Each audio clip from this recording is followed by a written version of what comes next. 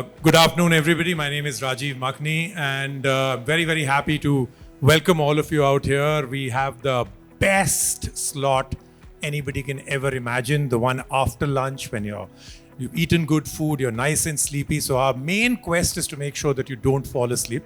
But the main point also out here that we're going to be working towards is the exact lessons that India has taught the world with 5G. Now, there are amazing things that have happened in India with 5G, a huge list of them. We were maybe the largest 5G base of phones, even before 5G launched in India. So people started buying, there were brands that had brought in a lot of phones, and we were not even sure when the auction would happen, what would come in. So a huge base.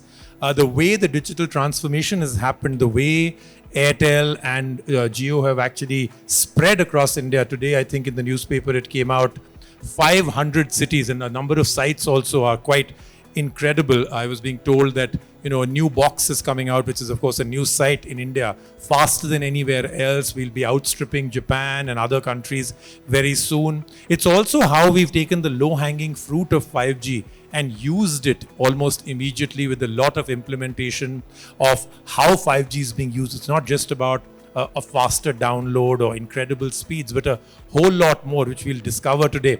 But there are also other lessons that I want to talk about that we may be teaching the world. And that is also something we'll discuss here, because every lesson is not necessarily always positive. There are things that you learn and then learn from within that and make sure that those mistakes are not made in the rest of the world. The panel has already been introduced. If I was to introduce the panel, I'd say this is the who's who. I couldn't have put together a better panel to talk about 5G, because you've got every stage of 5G, from the fact that we've got Qualcomm here with Rajen out here, which actually starts off the very nexus and the harbinger of what is put inside a phone. Navnit, who joins us with the fact that OnePlus, the phone company that makes the phones, and they took a decision to go 5G much before 5G was really always even here in India, to the fact that we've got Ericsson out here, which puts the phone together, the network together, to that the phone will connect to. And of course, then we've got Airtel here that actually gives that to you, the consumer. So at each stage, we're going to take this forward. So fantastic panel. The first thing I want to start is, please give this panel a much bigger hand. Let's get out of our lunch stupor and let's get started. I also conduct my moderation very differently from everybody else, hopefully. It's very, very interactive. I'm just going to start off by throwing out a question or two. The rest of it, the panel takes forward. My request to the panel is anecdotes and numbers and stories, more interesting than just theory. Short answers always better than long ones. And wherever in between, I don't want to do a Q&A at the end where you may have forgotten something that came to your mind. Wherever some point is being made and you have something to add to it, a question or anything else that you think is different in your mind, just raise your hand. If we have that time, I'll come to you right there and then. Let's not do a conventional Q&A at the end of the entire panel discussion. So with that in mind, let's get started. 5G in India, lessons for the world. I'm going to give a minute to each panelist to kind of put together their thoughts with the fact that we had an auction in India. We are now at that stage where we are implementing 5G at a frantic pace. I mean, we're really outstripping almost every other country in terms of the kind of 5G technology we are putting out there, from within the phone, outside the phone, the networks, as well as the telco that provides that entire service. We are world class. But are there lessons, and what has been their first experience in these 6 months that we've set world records? So I'm going to start off right from you, Umang. About a minute each, just set agenda for what you think is important. 5G in India, lessons for the world. Great. Thanks, Rajiv. I would say 5G for India, it has been a great journey. And things which make us proud is that India was no more a follower on 5G. We had been a trendsetter now in last 6 months. When I say trendsetters, let's take one by one. The first example I want to take from a regulatory point of view, the ministry point of view. We set the spectrum available for rollout in 45 days from auction. This is the first trend. It has never happened around the world. Talking about the networks, we have been rolling out sites at a pace of one site every 3 minutes. It's not happened anywhere around the world. Talking about the network, we have our operators, our service providers, who have done a special network design and planning, which has never happened around the world. So we can talk to them and understand. We have our operators who have rolled out a new technology altogether, which has never happened again in the world. From a device point of view, it was really a matter of proud. There are many models, 5G device models in India, which are supporting both the technologies on 5G, which is again not happened anywhere around the world. So countries like Singapore, Australia, US, they are now looking towards India for everything.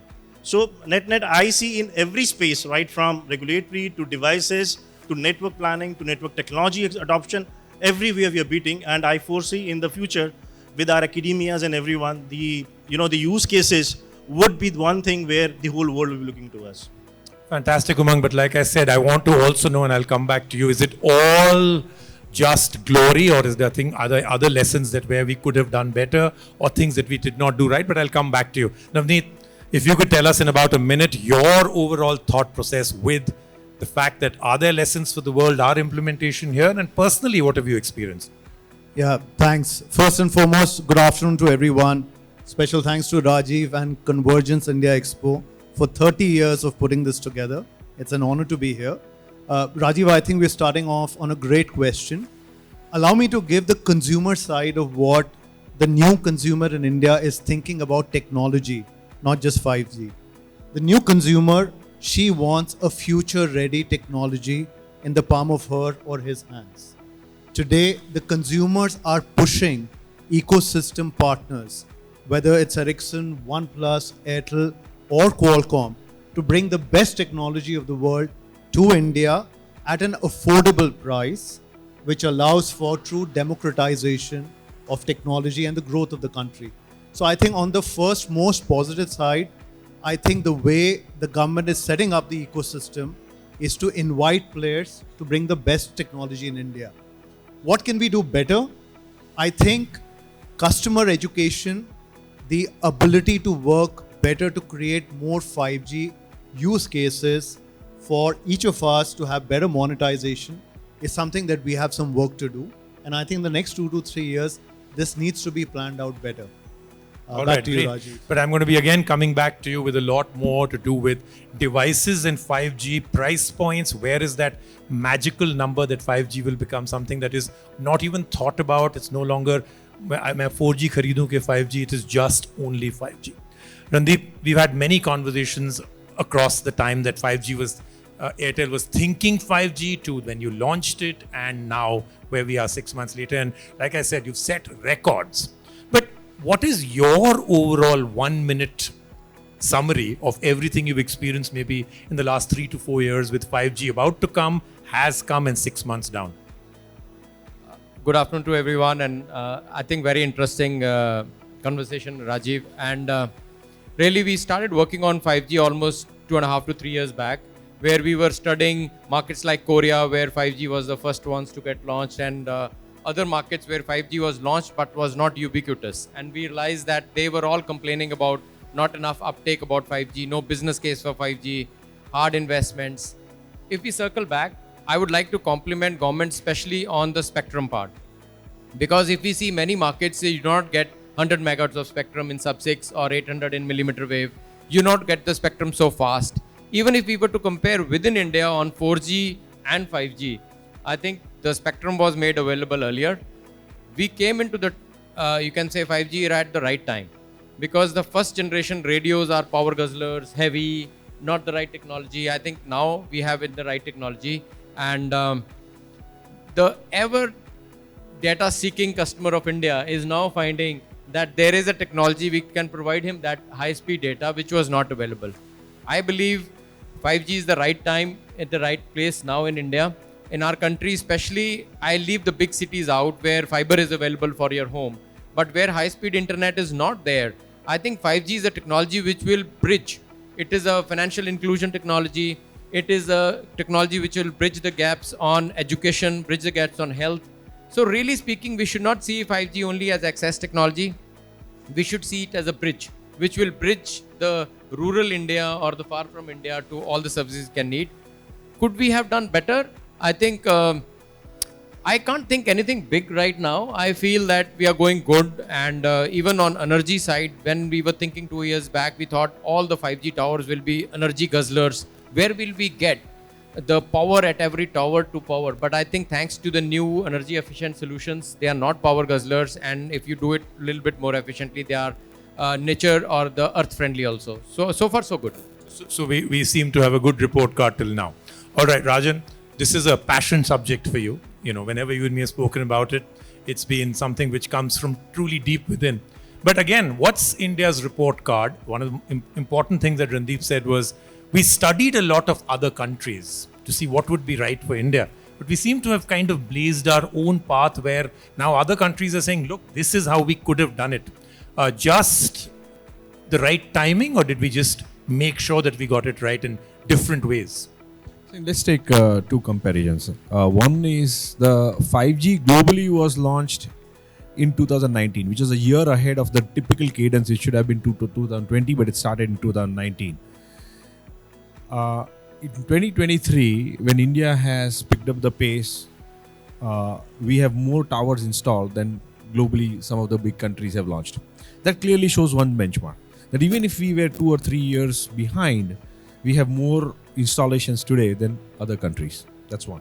Second is, if we compare ourselves between 4G and 5G, 4G was 6 years later commercially available to the consumers than globally. In case of 5G, we are around 3 years or 3.5 years later.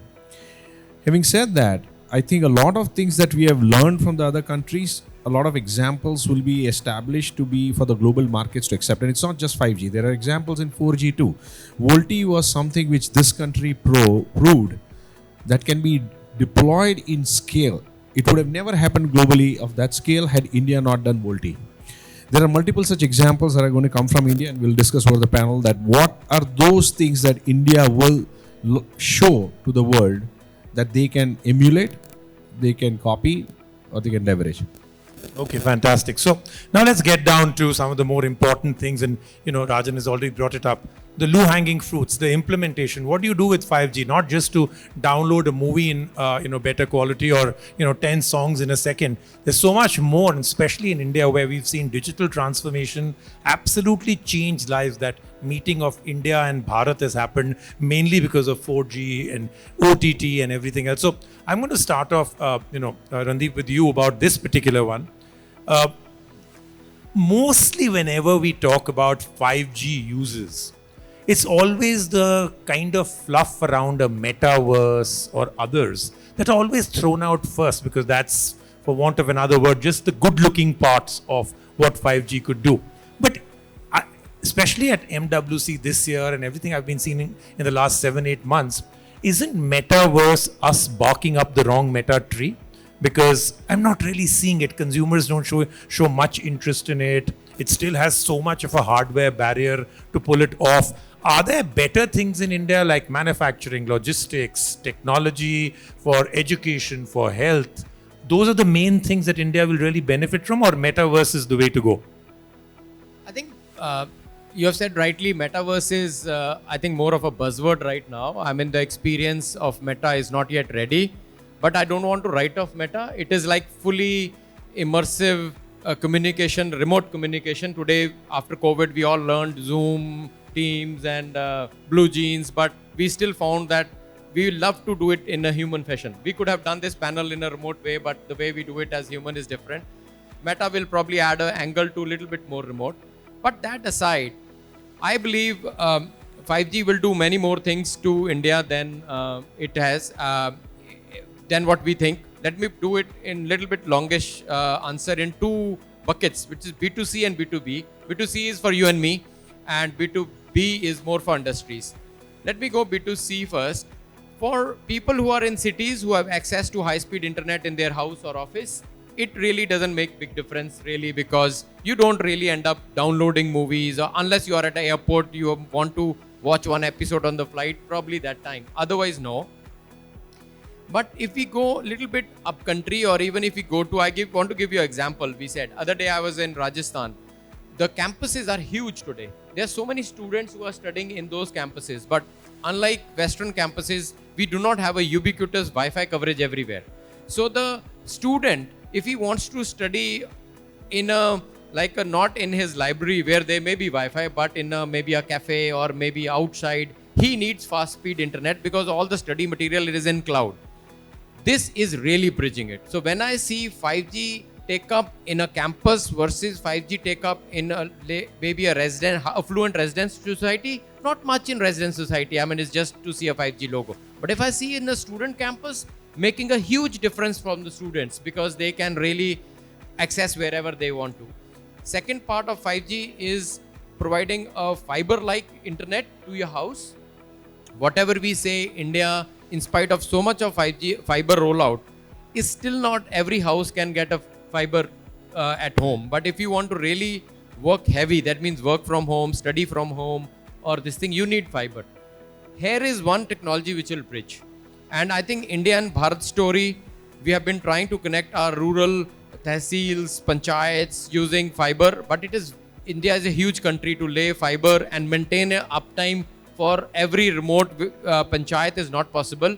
But comes a technology like 5G, which can be maintained in a much more ubiquitous way, will really bridge that gap and really bring you can say health or a financial inclusion into that. Coming back to industries, I think the biggest promise 5G brings is on industry because the great focus we have now on Atmanirbhar India and Industry 4.0, making our industries both manufacturing, service, FMCG capable and competing with the best in the world, and India becoming a net exporter rather than being importer. I think our industries have to be efficient. For industries to be efficient, they have to use technology. For doing technology, one technology is IoT, where means everything they do is measured remotely and you can see analytics on the fly and take decisions. I think this is one technology will fill it up. And we are seeing early use cases. There are already commercial licenses we have with some industries who have taken commercial, you can say contracts, and we cover them through private networks. Now it can be on-prem, off-prem, edge, no edge. These are all flavors of it rather than, but I think eventually they use the three things in my world. One is IoT, one is cloud, and IoT with connectivity, cloud and analytics. If you get all the analytics, you do a lot of use cases and see how I can produce fast, how can I be safe. Safety is a big agenda. We always see safety is a big agenda. Imagine putting cameras with machine reading the cameras and auto-detecting all the safety things and making our industries a safe place to work, our minds safe to work. I think it's a great way we can really take it to it. So we should see 5G as an enabler rather than just 1G. Just one. Okay. All right. Great.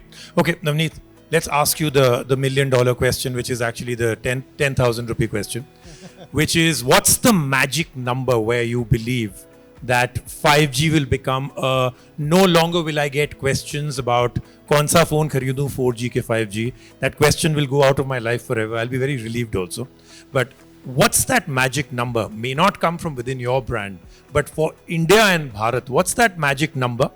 And how far are we from achieving that no compromise, absolutely brilliant 5G phone? Okay, I think this is a very important question, and Rajiv, thanks for putting me on the spot on this one. I think before I get to the magic number or my personal view of the magic number, we have to understand that today, Indian consumers are in various strata of purchasing power and purchasing need. We have consumers out here, I guess, in Convergence India, who use their phone practically 8 to 9 hours a day. For them, paying a $300 to $500 over the lifetime of their phone for 3, 4, 5 years is absolutely perfect value for money. Okay, I just want to ask, sorry, I'm going to now start doing my famous interruptions in between. How many people here use their phone for 4 to 5 years and not the 6 to 1 year cycle? So all those who have a phone which is 5 years old right now, raise your hand. Which phone do you have? Just shout it out. Yeah, that takes too long to get a mic to you. Shout out. Okay, there's a little bit of noise from outside, so maybe quickly. iPhone. Somebody said okay. iPhone. All right. Okay. That's the only person who has a phone for about. So India still, I think, has that bit of a problem with the fact that their Upgrade cycle is a bit cycles. too Yeah. quick, right? So, but you've taken great measures where your latest phones actually say that they are 5-year phones and will last you 5 years. So good for sustainability in the environment. But again, having dropped back from that fact that it's usually not $300-400 over 4 or 5 years, but about 2 years for India, more or less, right? So again, where does it come down to? I think the magic number in some time has to be between the 10 to 15,000 rupee range for a phone which is fully functional, which may not bring the best of the world camera, best of the screen, best of the gaming experience, but is a fully functional 5G phone. At that price point, I would say most of urban India would adopt and not think twice. Rajiv, however, 60 to maybe 59 to 60% of India today is still on a feature phone. They are users who have never tasted what a smartphone looks like. The true proliferation of 5G out there is getting these new users into a smartphone. And that question is not a question of 5G. It's a question of what the phone does to achieving their life goals. Now, if a feature phone can do that, which is 3,000 rupees, great. But if a smartphone at a 5 to 7,000 rupees, which is also 5G ready, can do that, I think that will move the country to possibly 1 billion smartphones in the next 5-6 years. So I would give an answer for India and I would give an answer for Bharat, but I would still leave the thought that today, the way we are progressing, brands, for example, like OnePlus, we started investing in 5G in 2016. Since 2020 in India, we have had 5G phones only. So today, the consumers that we are serving to, they want future-ready phones. So I think the value that they want to derive over the next 3 years is being with the future-ready technology. Navnit, was there ever any regret? I mean, 2 years in that cycle, India auction, no date. Was there ever regret saying कि शायद थोड़ा जल्दी कर दिया हम लोग ने 4G के 1-2 होने चाहिए थे options, or did you never regret it? No, so I think I'll throw this question to the audience. How many of you think that you need to have the best technology in your hands today? Show of hands. That's a loaded question. I mean, So how many people will say, no, I don't want the best technology? Right? So I think, but it's a fair question. True to our purpose, we want to serve our community with future-ready technology at an affordable pricing. I think in the last 3 years, we've been able to bring that pricing even more attractive for India and the rest of the world. So no regrets on investing ahead of curve on bringing that technology to our consumers. Okay, fantastic. Now, Randeep, you said something about us being the biggest data guzzler country in the world now, moving towards it. I just want to ask again the audience, does anybody have any idea? It's in GB. What is our per person consumption of data out here per month? Anybody, just give me a number. Raise a hand and just give me a number. What do you think it is? All right. I think, sir, you would know it, right? You consume way more than that personally, I know anyway. It's about how much? So it will be 300 to 400 GB. It's 300 to 400 GB per person per month. Per month. Yeah. No, I'm talking about the fixed mobile. Fixed Sorry? networks. Fixed networks. Fixed line. Okay, fixed line. Okay. So no, I think we're talking about just for wireless and everything else. And believe me, we've already beaten European Union. We're about to beat the US. Any idea? Just a general ballpark. There's a hand right behind you, ma'am. 30 GB? I think somewhere around 45. Okay. You're predicting the future, but you're pretty close. I think the last number is 25 GB, which is quite incredible. Beaten the European Union, about to beat the US by October. And that brings me to a question for you, Rajen. At the MWC, you and me spoke about the fact that 5G's greatest case may well not only be mobile phones, but will also be the 5G that will be used in-house, right? So whichever term you use for it. But you spoke about the fact there are two competing technologies. One is a modem that is made by certain brands and everything else, where you take a 5G SIM card from, let's say, Airtel, put it in, and that same 5G that you have for your mobile phone, you get it as Wi-Fi all around your house. And the second one is a completely different technology from the three bands, MIMO and everything else. Which one do you think is perfect for India right now and then in the future? I think as a country, fiber rollout has been quite a bit of a challenge, not just for the tower connectivity, but also for the consumer connectivity. So then how do you connect the homes? We are one of the probably we are the country with the lowest number of broadband to the home connections. If the 240 odd million homes, around 17 or 18 million homes are connected on broadband. So, though of course we are a mobile first country, so we consume a lot of this data inside the home, also on the phones. But to ensure that when we talk about the 5 trillion economy for India, we would need the homes to be connected to broadband. Then what is the offer? Here is what 5G offers. For a home connectivity, you can leverage 5G, and what Randeep alluded to is a connectivity over fixed wireless access, which actually enables almost fiber-like. So it's called the wireless fiber. That sort of connectivity, and I think India will leverage that more, primarily because of the issue that we face on the fiber connectivity and the cost associated with it. Right. You I want can to add add to something? that. Yeah. I think the part about same what Navnit was mentioning is, do you want all loaded feature FWA device, or do you want a practical device which will make it scale? So I think the first part, to get it scaled, you will need probably only a sub-6 device, but a FWA, not a hotspot MiFi kind of a Right. device, because this technology uses 100 megahertz channel, so it needs a proper device. And in the range in which India wants, probably $125 range, that will help really FWA spread.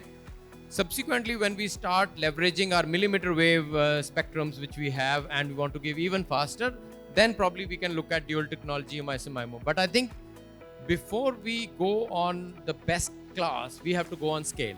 So it's the same Bharat analogy. So we have to get a 125K, $125 FWA device. Then I think it will really fly. Then, okay. Umang, what is different now in the way you're seeing scaling in 5G versus what happened in India in 4G? Why are we setting world records? Is it because the uptake of 5G in India is fantastic, or is it the two competing networks that are just basically making this a competition to win? Which, I mean, you're obviously really laughing all the way to the bank, but other than that, why are we scaling so quickly while other countries are now being left far behind? Well, I think this is a very good question, I would say. When you talked about FWA, you talked about device prices. Why is India scaling? What is behind it? You know, the key thing, I'll just take you through a journey of voice. 2G, 3G was purely a voice connectivity. Humans were connected with voice. What 4G brought in? 4G brought in, connected to social media. It brought in new content, which was now available in hand. It brought in some sort of banking, financial transactions. It brought in some sort of connectivity for education and other things, right? So these were 4 things, and then shopping was the 5th thing. So this is what 4G brought into people. Now look at the evolution. We all talk about metaverse. It's pretty far off, but what 5G will bring in, it will bring a metaverse close. So today on social media, we have a digital visibility, digital content, digital imaging. But just imagine this whole becoming as a 3D image of yours inside a metaverse, where you have a physical connectivity and you can just talk about full image. So that's one change which is going to bring. That's where people are aiming to it. As an example, I would say education industry is looking towards that. That has started adopting metaverse. We see avatars altogether today in the market which are there. So they are being used for a lot of training purposes. That's around the social media. Content, we are talking about lot of immersive, high definition, 4K, 8K contents. The quality of content is changing. Contents which are more tailored to individual use are going to come. That's where the content is going to change, and that's where people are looking. Talking about banking and transaction, we have seen a lot of series around the frauds, the security thing. 5G will bring a new gen of security features onto banking and transaction. That's a change. Adding on to the last point, which was around education, Randeep talked an example about how can we make sure that people sitting in the college, in the remote areas outside the city, can have a good connectivity. Having said that, this is all about individuals. And then comes the major play of connecting the houses. Globally, I think we have 2.2 billion homes around the world, of which approximately 1.1 billion are connected. And same thing goes to India. Like Rajen talked about 220 million houses in India, and hardly 50-60 million are connected. So there's a huge potential that this device will move, or this connectivity of the device will move towards the TVs. And that's where we see the whole 5G shape coming up. And that's where, the whole industry is going to change with 5G coming. Fantastic. So now we have a bit of a picture about, prior to 5G, when 5G has come in, and the 6 months. Now let's get into some of the other areas about those that really matter to us as a consumer. Rajan, I'll start with you first. There's this whole thought process now that has started off with something called fair share. So I'm going to throw out something to the audience before I ask you that question. And then this is a question to the entire panel after that. And we'll go with very, very short answers.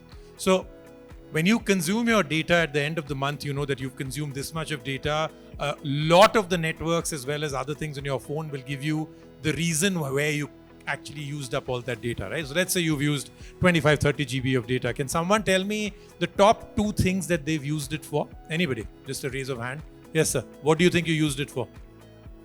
WhatsApp and data, maximum data consumption. WhatsApp and Emails. email. That's used your maximum data. So I would say yes. I think for the WhatsApp part of it, if you have a lot of videos going on, yes. So you're not much of a Netflix user? No. Okay. YouTube, right? Okay. Anybody else? Anything that you say, okay, maybe 50-60% of my consumption comes from there. Anything? Netflix, right? Okay. So, by the way, if you see this new series called The Night Agent, it's fantastic. So use up more of your data there. Great, really good. Okay.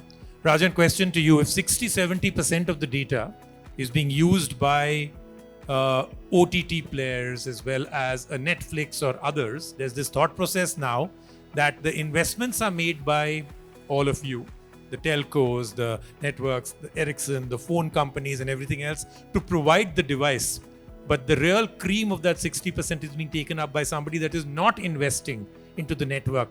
There's this conversation going on about fair share, that the Netflix of the world and the WhatsApp of the world, the big tech of this world should contribute towards the innovation, the R&D and the investment for future. Is this just theory? Could it actually happen? So I think let's look at it. I'll give one more perspective and then probably Randeep and others can also answer more on this because they would understand it better. But here is the perspective. India ARPU, or the average revenue that you make per month for a subscriber or operator gets, is around $2. Let's say 170, 180 rupees, right?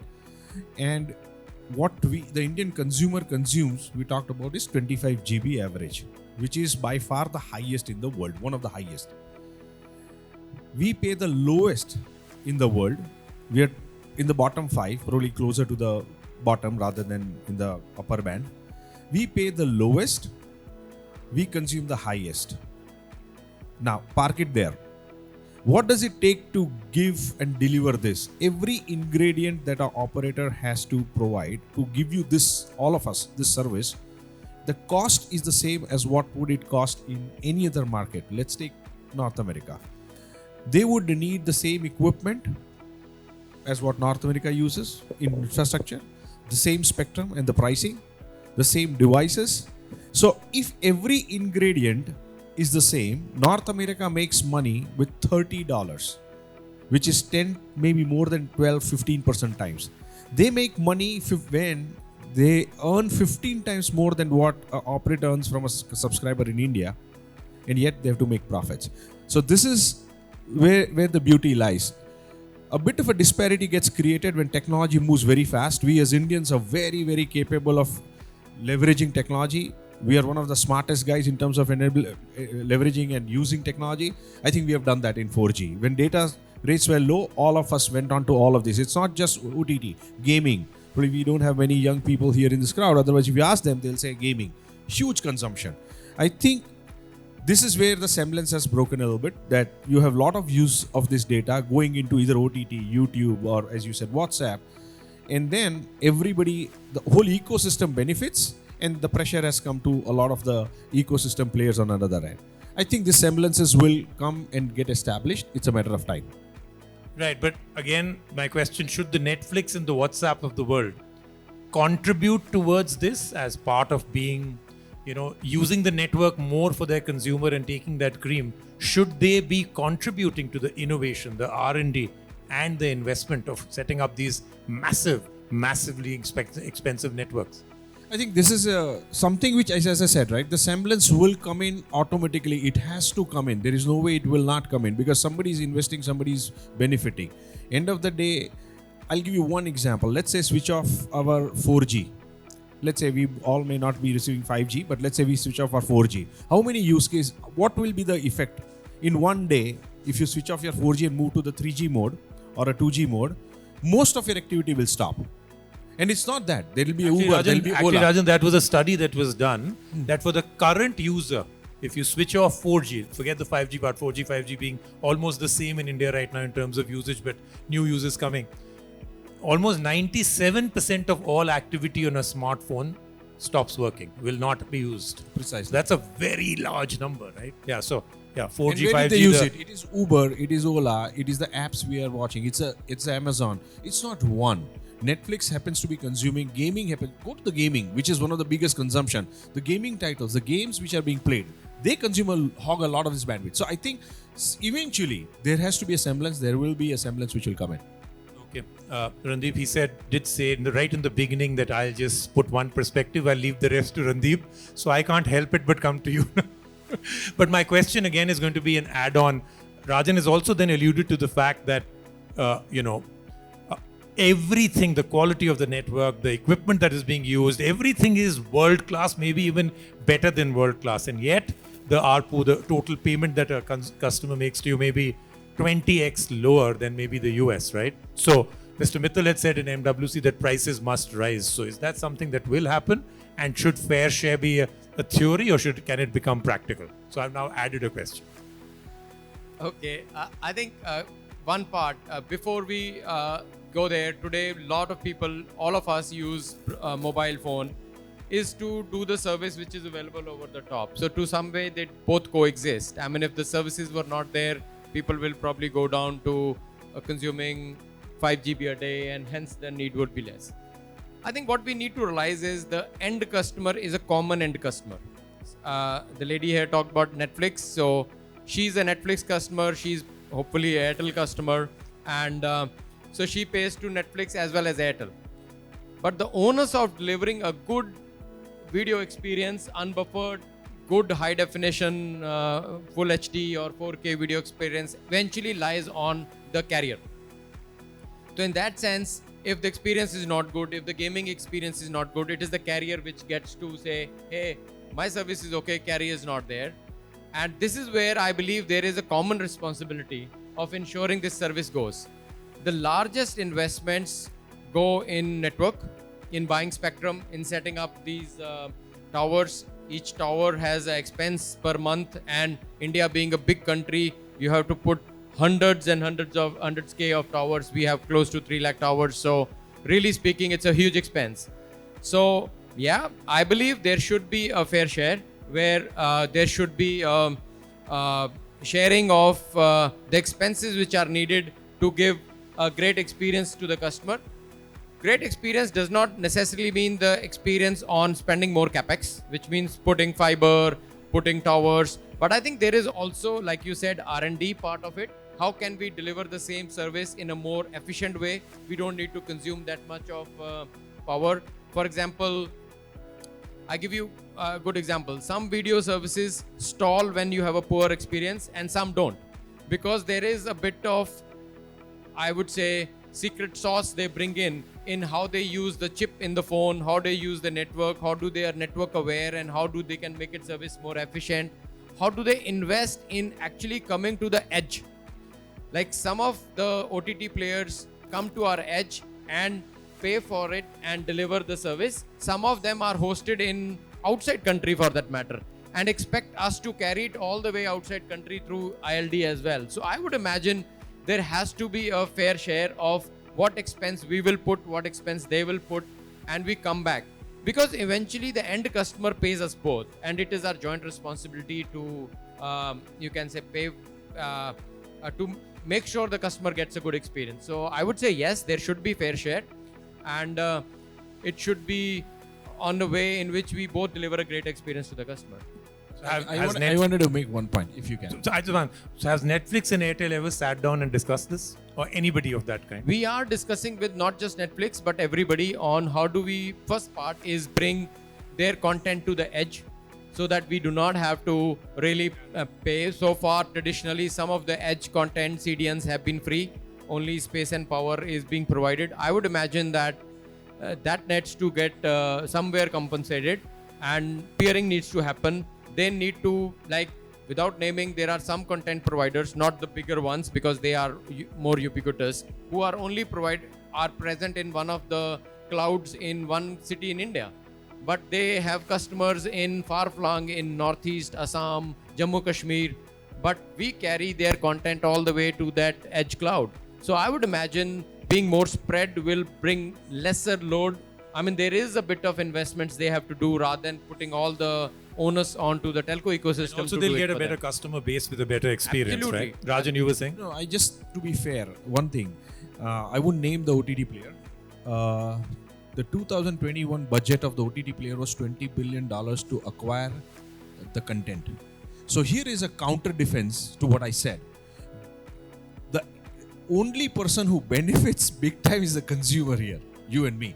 Because their argument would logically be to offer a content like what probably you said, Netflix or maybe Disney Plus. The amount of money they do spend in collecting the content or creating the content which we consume is massive.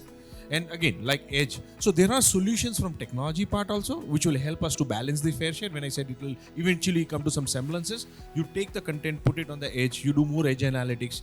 For example, one way to look at it is a content which is consumed by one pocket of a society does not need, and once they have that intelligence to say that this, for example, you gave the night manager or the night guard or whatever, night agent. If that was a content which, if you say a lot of people are viewing in one particular society or a building, there's no reason to have that content staying somewhere far off. They will push it to the edge and put it there because then the delivery is lesser. The experience those are the completely different. Yeah, absolutely. Yeah. So I have a slightly different take to this. I think, Rajiv, the question is not about why, the question is about when. Today, India has amongst the largest youth population in the country. At $2,000 per capita GDP, we are 22.5 times lower than US at 45 to 50,000. And that is why I think for some time it's an unfair comparison to make that we are paying $2 per month versus somebody in the US is paying $15, because everybody in the ecosystem wants to be invested in India for the next 50 years. So there is, like Rajan talked about, quality of content coming in. There is that cost of acquisition to get to solve India, which is going to be here. Now, I think the question therefore becomes, when does it get to a point where you have enough mass, where you start having every part of the ecosystem build their fair share? So I think it's going to happen, but possibly we are on that path of massive digitization right now, where this heavy investment is like building roads for the next 100 years for the country. Now we can say that somebody driving with a BMW or a Maruti 800, they should pay a differential road tax. I think it may happen eventually, but right now it's important to get the roads in. And I understand, Airtel, Jio and the networks, everybody is doing the heavy lifting. But to get India to that level of greatness, I think this is that next 10, 12 years of massive digitization which is required. Ma'am, you use Netflix, the example that Navnit gave. Would you be willing to pay about 200 rupees more for a much better Netflix or any movie experience, or you don't want any differentiation? I will be paying also. You would pay, right? Yeah, a lot of people actually seem to think that. Yes, sir. What, you had something to say? If your question is like a car manufacturer should pay for the road also, exactly what you asked. But yes, definitely, road is made and someone wants to drive on that, he has to pay the toll tax. So it is as simple as that. The first question. That's how the car person pays for the road. But yes. As of now, that's not happening. What you are asking in that. is right It's I think it's a very difficult one to pull off for sure. Yeah, sure. Yeah. No, I think what Randeep mentioned about the edge part, to my mind, I think that is really, if we more and more content is brought closer to the consumer, it really benefits both ways. One, the quality of experience would improve, and the cost that the network providers will have to spend would actually go down. So that looks to be a good balance. No, I completely agree out here. Umang, one of the strangest questions I was asked all through MWC, because so much of showcasing of satellite connectivity to mobile phones was done out there, that a lot of consumers now think that both the Ericssons and the Airtels will no longer be required. मैं तो सीधा satellite पे SMS करूँगा, video call करूँगा. Demos were shown and calls करूँगा. I could be in a forest where there is no Ericsson network, there is no Airtel network, and I don't care about it anymore because I'm going to be on a satellite. Is this imagination something which is, completely and totally wrong, or are they kind of getting it a little right? Because the amount of satellite connectivity demos shown by the Motorola's and at least 30 other companies seem to have made consumers think that the two of you are no longer required. This is a good point again. So you come with a tough one at the end, right? So great. It's not the end. I have four set of more tough questions. Lovely. Happy to hear that. Okay, no, this is a good point. We talk about satellites, and satellites have been there since I was a kid. I remember we used to see that the banks, the ATM machines are connected by VSAT. Look at how many bank machines or ATMs are now connected with VSAT. Prime Minister is saying he wants mobile ATMs. So practically at one stage we are saying, let's get away from satellites and use a cheaper and a easily available communication media. I remember we were doing a project to connect Srinagar with Jammu. It was impossible to lay a fiber. It was impossible to do a physical connectivity via sites. And we had to use satellites. And to remove those satellites, we had to invest. Since we invested onto a network, satellite went away. So these were old days. Now coming to the new age of, different satellites which are being launched and they're running all around the world. Yeah, there's a term that is used called satellite traffic now. Satellite right? traffic. There's a word called satellites crashing, debris all over the space. But having said that, I personally see that's going to be a new opportunity. There's a lot of ships inside the sea, which are roaming around. There's a lot of farming, there's a lot of fish farming. So all these areas, yes, they may get benefit. But when it comes to tier 1, tier 2, tier 3 cities and people, for a common man, he wants to use a Netflix with an 8K video. Can satellite give it at a $2 or a $4 price? That's where we will love to see how satellites get so friendly. If satellites can make the prices high up to, let's say, $30, I'm sure 5G will really, really become very fast and 6G will be the future. That's my view. Okay. You've just referred to 6G, my other favorite question. I'm going to start with you, Rajan. This thing that now is usually spoken about, future vision, now just prior to us doing it, even there is a 6G future vision even released by the PM. This sometimes is one of those situations where a new technology come in. I've heard you mention that every single G, I think you've also said the same thing, is for a decade. There is the 2-year hype and buzz prior. There is the 6 years of absolutely having the best fun with it. And there is about 2 years of networks coexisting. So about a decade for each, right? We're just getting started. Is it usually a bad thing now to talk about 6G now and make consumers a little confused? Because it's the same as Navnit doesn't talk about his OnePlus 12 at the launch of OnePlus 11. It would cut the sales of OnePlus 11. Even though I keep telling you to announce OnePlus 12, but you never do it, right? Isn't this sometimes now with a mature consumer, this whole 6G vision and all is very confusing? Because again, the next question I keep getting is now, is कि मैं 5G का phone खरीदूं क्योंकि 6G तो आने वाला है.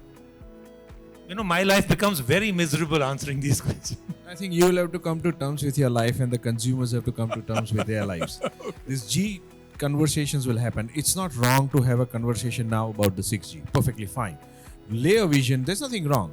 Each of these 10-year cadences are meant to bring a totally different G level. Now, one thing we need to remember is till it was 2, 3 and 4G, it was all almost, I would say, vertical. It was all related to one device central to our life, which was the phone.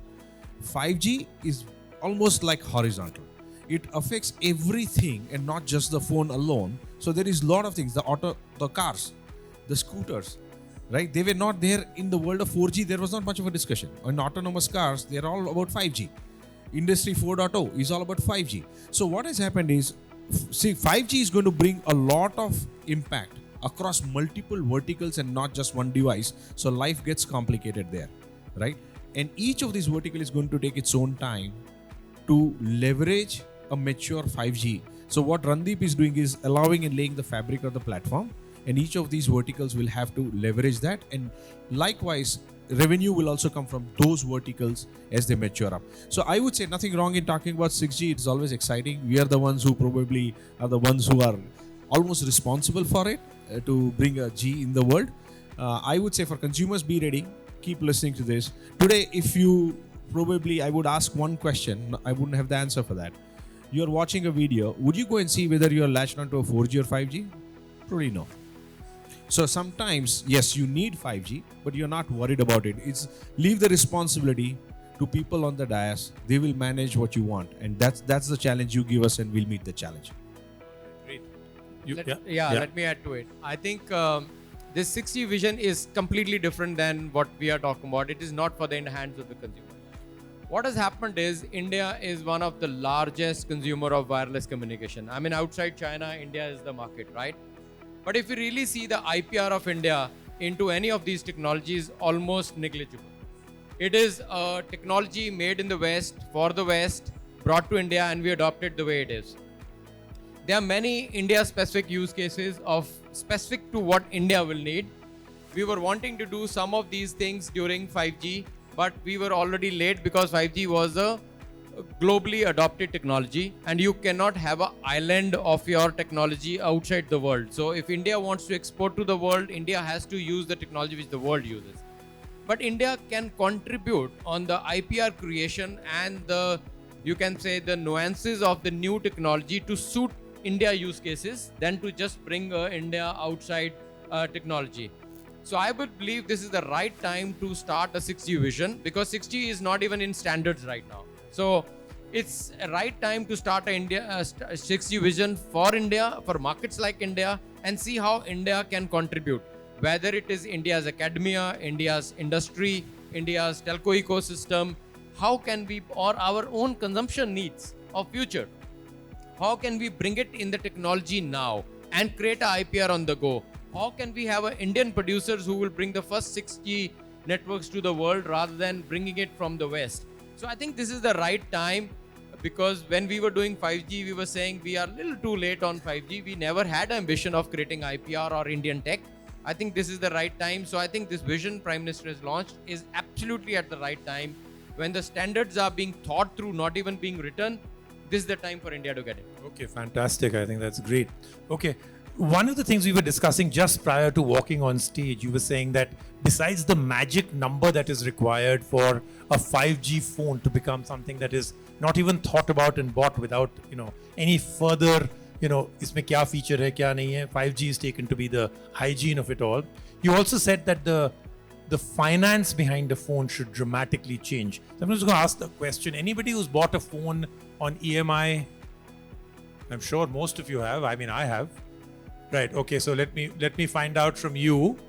Do you know what is your EMI percentage that you pay? How many percent? Annually, कितने percent आप देते होगे? जैसे कोई भी loan लेते हैं आप, you pay a percentage, right? What do you think you pay right now? The low cost EMI as it's called, or no cost. Any idea? No idea. Guess. A home loan nowadays is about 8%. A car loan is 9%. What do you think is yours? I think 10%, I guess. 10%? Yeah, it should be though, right? You want to tell him how much he's paying?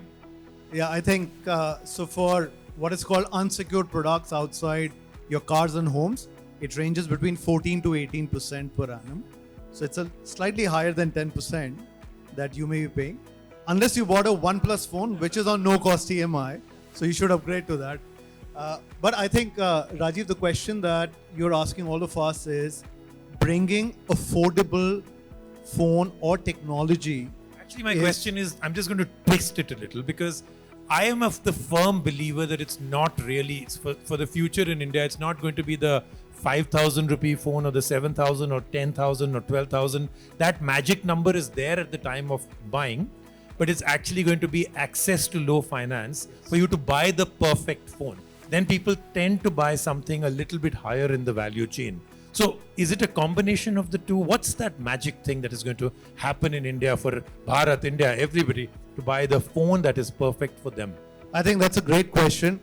I would say for anybody aspiring to buy a top of the line flagship phone with every feature, it has to come down to that magic number of less than 2,000 rupees a month. It has to be as easy as what is your discretionary spend going out for a movie with two friends? How much do you get your tank filled up once a month, once and a half month? Almost like the overused term of this subscription economy has to come into play. If I can subscribe into a great phone with Netflix, with YouTube, with Airtel services, the best of apps, and still pay less than 1,500, 2,000 rupees a month, with the promise that every 2 years you get a great phone, again at 2,000 rupees a month, I think we would have cracked the code. So somewhere Can that happen? The subscription model for I think so. hardware services all bundled together? Yeah. So just to give you an example, at OnePlus we're trying something like that today. If somebody were to purchase the latest OnePlus 11 5G phone, you could bring your old phone back, and if the phone is at a great working condition, you could get 30% to 45% of the original residual value. So your upfront cost comes down. Then we partner with financial institutions like HDFC, Bajaj, Axis Bank to bring a no-cost EMI solution. And if you were to subscribe into some of our subscription schemes, you'll get an Amazon Prime free. You'll get 6 months of Spotify free. You'll get 100 GB of cloud storage free. Or you would pay a very small amount like 100 rupees a month to get these services free. So what brands are trying to do is bring the ecosystem together, and very similar to what, for example, Airtel has called Airtel Black, right? So the moment the total product suite comes in with hardware, software, and integrated services, I think that's where consumers will say, you know what, I'm happy to pay 150 rupees a month extra to upgrade from a 20,000 rupee phone to maybe a 30,000 rupee phone, because over the life of 24 months, it's only 100 rupees I'm extra. going to be able to, yeah, that's fine. Okay, I know I've been given the sign for the time that we are out of time, so I'm going to give everybody about 20 seconds. What do you think is either missing in India or amazing in India for us to become exactly what we started with, the world leader in 5G? Does something need to change, or are we just going about it the right path? Anything that you think that one tweak will make it happen? For the entire panel, starting with you, Rajan. Umang, you have the last word. I think nothing to do here. I think everything is being done. So we'll have to wait and see how the world, what part of what we are doing, the world emulates. So I think everything is in place. The ecosystem players, everybody is doing their job. I think the ecosystem has to kick in my view, of maximizing this benefit of a high-speed highway. I mean, you can build a 8-lane highway if you do not have good quality roads coming in, good quality cars coming in, good services coming in. I think it is worthless to have the road.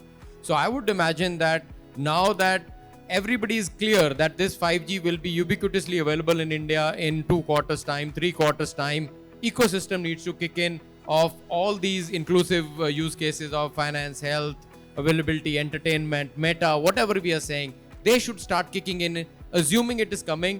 How can I bring, whether it is an affordable phone or a good service? I think ecosystem needs to now double down and bring these services to India and partner with us on this side of saying, how can it be bring it to whether India or Bharat, depends upon the case. Great. Navnit? I think a lot of things are going well. One area which is accelerating rapidly is the creator economy in India. Today, having a great phone, great network allows you to build those fantastic immersive videos, photography. And today, with the gig workers in India actually coming into play, today the Indian employee has no bar, has no limit on what she or he can create with technology like 5G. So that is something which is accelerating rapidly. I can't think of something that we need to do more. I think if we are true to this path, I think we are going to be much faster the $5 or $10 trillion economy as the government envisages. Excellent. So it's all positive. Umang, other than, of course, you saying that the other 2 networks that have not gone 5G should buy Ericsson equipment, anything else that we need to do correctly? Yeah, you're right. I think we should have more and more of Ericsson equipment on ground. We invested a lot in building up a super light and super efficient radios into the system. But having said that, I think India is on this path of 5G. We are rolling out, or India is rolling out, huge number of sites. By Diwali this year, India would have 100% 5G coverage. And one thing where we really need a lot of support is on the applications. We need to get these networks filled. If we are not able to fill these networks, that's where the whole system will start to fall. So end-to-end ecosystem, right from device prices, right from right devices, as well as the applications, that is where we need the whole journey to be ramped up. All right, this is fantastic. I know we are almost completely out of time, which means if I had saved up 3 or 4 minutes for Q&A, some of the panels may be available once we are off stage, so do catch up with them. What I'd like you all to do is give them a standing ovation. Very, very difficult to get a panel of this quality all together at the same time, so let's give them a big hand. Thank you so much, all of you, for being a fantastic audience, and thank you for having all of us here. Dhruv, back to you. I don't know about you folks, but I really enjoyed that session. Did you enjoy it? Let's hear it once again. Show them that you enjoyed it. Thank you. Much better. That was an absolutely astounding session. It was really fantastic. And what struck me is that everything that you spoke about was relevant not only for this platform, but for everybody, because we are all controlled by this device. There was one problem, however. I'm going to have to rip this stage down because it says 5G and not 6G. So you've made my life really difficult. Rajiv, may I ask you for one more favor, please? Could I ask you to please present mementos to the entire panel? To Mr. Rajen Vagadia, please. Thank you so much for your presence here this afternoon. To Mr. Randeep Sekhon. Thank you so much, Randeep, for your presence here this afternoon. To Mr. Navnit Nakra, thank you so much.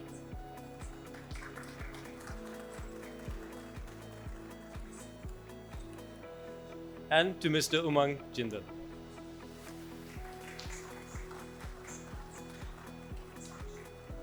And Rajiv, you've lived up to your reputation of being the best moderator, so it's my honor to present you